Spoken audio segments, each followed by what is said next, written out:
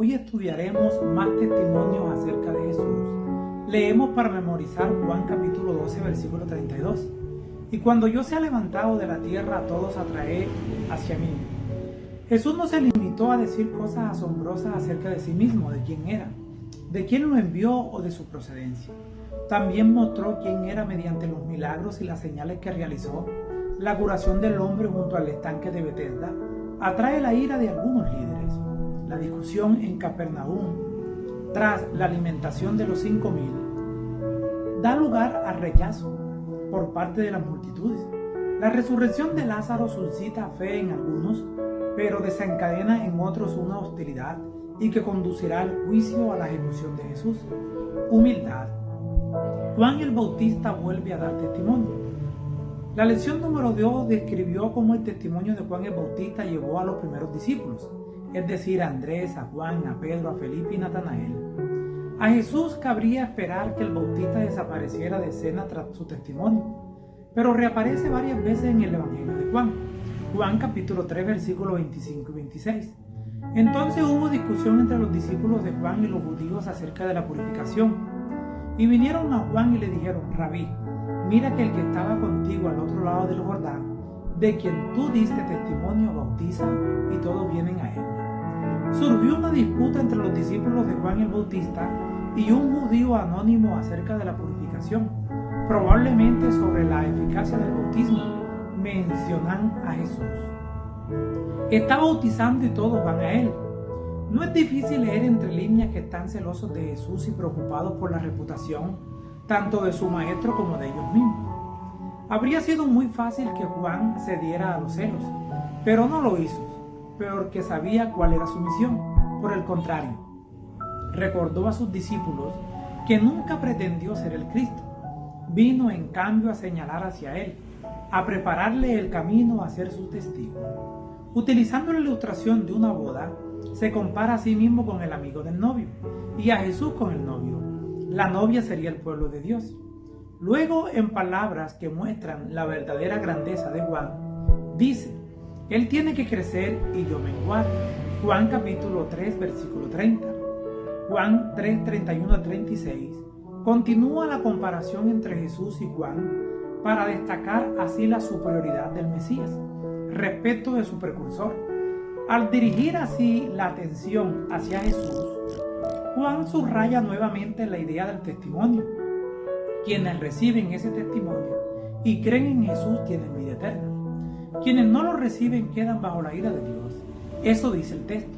Dios ama al mundo y envió a su Hijo para salvarlo. Pero quienes rechazan el regalo que se les ofrece enfrentarán la consecuencia de sus propios pecados, la muerte eterna. Una nueva concepción acerca del Mesías. Juan capítulo 1, versículo 32. También dio Juan testimonio diciendo: Vi al Espíritu que descendía del cielo como paloma y permaneció sobre él. Los judíos esperaban la venida de un Mesías que los liberara del dominio de Roma. Sometidos a una larga opresión, creían que el Mesías no solo derrocaría a Roma, sino además lo convertiría en una nación grande y poderosa. Sin embargo, las palabras de Juan, que llamaban a Jesús el Cordero de Dios, aunque apuntaban directamente a su sacrificio expiatorio, probablemente fueron malinterpretadas por la mayoría de los creyentes. Es posible que no supieran de qué estaba hablando. Por eso Juan quiso con su evangelio cambiar la idea que tenían del Mesías, para que reconocieran en Jesús el cumplimiento de las profecías acerca del Rey que vendría y de su misión. Jesús no venía como líder político y militar, sino para ofrecerse como sacrificio por los pecados del mundo. Ese era su propósito. Solo después de eso, y cuando todo hubiese terminado, vendría el reino final. Cuando, en ocasión del bautismo de Jesús, Juan lo señaló como el Cordero de Dios, una nueva luz resplandeció sobre la obra del Mesías. La mente del profeta fue dirigida a las palabras de Isaías: como cordero fue llevado al matadero. Isaías capítulo 53, versículo 7. Juan el Bautista dice en Juan 1:31: Yo no lo conocía. ¿Cómo pudo entonces reconocer a Jesús como el Mesías? La respuesta que el Señor que envió a Juan le había dicho antes: a aquel sobre quien veas descender el Espíritu permanecer sobre él, ese es el que bautizará con el Espíritu Santo. Yo lo vi y he dado testimonio que este es el Hijo de Dios. En otras palabras, fue Dios quien reveló a Juan que Jesús es el Mesías. Cristo es el poder de Dios y la sabiduría de Dios. El conocimiento de que Jesús es el Cristo proviene de Dios mismo mediante el poder de convicción que produce su Espíritu. Este tema aparece con frecuencia en Juan. La salvación no proviene de la filosofía mundana, la ciencia o la educación superior.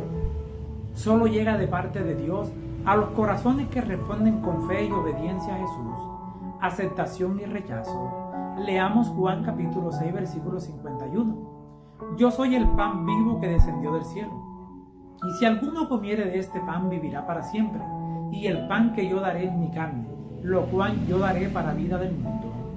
Después de ser alimentada milagrosamente por Jesús, la gente estaba dispuesta a coronarlo rey. Luego Jesús explicó en la sinagoga de Capernaum el significado espiritual del milagro. Yo soy el pan de vida. Explica con más detalle que este pan es su carne, que da para la vida del mundo. Esto abrió los ojos de la multitud al hecho de que Jesús no sería su rey terrenal. Él no encajaba en el molde del pensamiento terrenal. Rechazaron la conversión que transformaría su forma de pensar para que pudieran reconocer y aceptar a Jesús como el Mesías. Muchos de sus discípulos lo abandonaron desde ese momento. Desde un punto de vista humano, esto debió ser difícil para Jesús. La aprobación de la multitud es agradable. ¿Quién no quiere ser aceptado? Pero cuando alguien ve que muchos retroceden y cuestionan sus principios, eso resulta naturalmente desalentador. Al ver a la multitud marcharse, Jesús pregunta a su círculo íntimo, los 12, si quieren irse también. Entonces Pedro hace sorprendente confesión, otro testimonio tanto de lo que Jesús tiene como de quién es. Tú tienes palabras de vida eterna, y nosotros creemos y conocemos que tú eres el Santo de Dios. Juan capítulo 6, versículos 68 y 69. Los discípulos llevaban bastante tiempo viajando con Jesús, viendo sus milagros y escuchando sus sermones. Sabían por experiencia que no había nadie como él.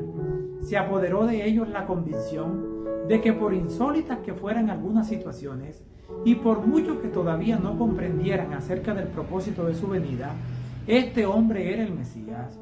Solo después de su muerte y su resurrección comenzaron a entender por qué había venido al mundo. El testimonio del Padre. El Evangelio de Juan comienza hablando de la palabra Logos, como de alguien que está con Dios, el Padre. Juan capítulo 1, versículo 1. Cuando el Verbo se hizo carne, el Espíritu dio testimonio de Jesús al descender sobre él en ocasión de su bautismo. Pero el Padre también dio testimonio de Jesús durante su ministerio terrenal. Mas yo tengo mayor testimonio que el de Juan, porque las obras que el Padre me dio para que cumpliese, las mismas obras que yo hago, dan testimonio de mí, que el Padre me ha enviado. Jesús vincula al Padre con las obras y los milagros que había realizado. Tiene muy claro el hecho de que el Padre lo envió y también de que había dado testimonio acerca de él. En el bautismo de Jesús, el Padre y el Espíritu se unieron al Hijo para destacar esta importante ocasión, el comienzo del ministerio de Jesús. El Padre afirma que Jesús es su Hijo amado, en quien se complace. Pero en el momento crucial del ministerio de Cristo, el Padre vuelve a hablar, esta vez según consta el Evangelio de Juan. Las cosas estaban llegando a un punto culminante en los últimos días de ese ministerio. Los líderes religiosos, incapaces de defenderlo, querían verlo muerto. Ahora más que nunca, las multitudes estaban muy entusiasmadas por él, sobre todo porque cada vez más gente lo seguía al oír el testimonio de quienes lo vieron resucitar a Lázaro. Juan capítulo 12, versículo 17. Incluso los griegos que estaban allí para la fiesta querían ver a Jesús. En respuesta a las palabras de Jesús en Juan 12, 28, Padre, glorifica tu nombre. El Padre vuelve a hablar desde el cielo, lo he glorificado y lo glorificaré otra vez. Como ya hemos visto la hora de gloria de Jesús en la cruz, por lo tanto el testimonio del Padre en favor de Jesús apunta al gran sacrificio del Cordero de Dios por los pecados del mundo. La cruz es la culminación de su ministerio terrenal. Su muerte en nuestro favor pagó la deuda completa por nuestros pecados. Gracias a Él, por la fe, ya no tenemos que afrontar esa deuda, el testimonio de la multitud. El último gran día de la fiesta, Jesús se puso en pie y exclamó: si alguno tiene sed, venga a mí y beba, como dice la Escritura. Del que cree en mí, ríos de agua viva brotarán de su corazón. Juan había registrado en numerosas ocasiones las audaces declaraciones de Jesús acerca de sí mismo, de quién era y quién había venido a ser. Las líneas citadas anteriormente de Juan 7, 38 y 38 son otro ejemplo de lo que Jesús afirmó acerca de sí mismo y de lo que haría en favor de todos aquellos que acudían a Él. Eran afirmaciones sorprendentes. Cuando Jesús habló a los judíos que asistían a la fiesta de los tabernáculos, algunos dijeron que Él era el profeta anunciado por Moisés. Deuteronomio, capítulo 18, versículo 15 al 19, así lo registra. Otros pensaban que Jesús era el Cristo, el Mesías, pero esto suscitó el argumento de que el Mesías no vendría de Galilea, que debía ser descendiente de David y que tenía que nacer en Belén, todo lo cual era cierto acerca de Jesús. Lo encontramos en Mateo capítulo 1, versículo 2. Aunque muchos parecían no saberlo, incluso los oficiales que lo arrestaron quedaron perplejos ante él y su elocuencia. Los fariseos respondieron a los oficiales con una pregunta: ¿ha creído en alguno de los gobernantes o de los fariseos? Esta pregunta de los fariseos dio a Juan la oportunidad de convocar nuevamente al testigo Nicodemo, quien tras su encuentro con Jesús procuraba protegerlo de las maquinaciones de sus pares. ¿Juzga nuestra ley a un hombre sin oírlo primero y sin entender lo que ha hecho? ¿Aceptó Nicodemo a Jesús como el Mesías? Aunque su intervención en favor de Jesús ante el Sanedrín no es suficiente para afirmarlo, tal acción sumada a lo que hizo después de la muerte de Jesús es evidencia sólida de que llegó a creer en Él. Y así la respuesta a la pregunta de los fariseos en Juan 7:48 fue: si uno de los fariseos creyó en Él, así creeremos nosotros también. Les habló Flavio Martínez. Que la paz de Dios les acompañe en este día.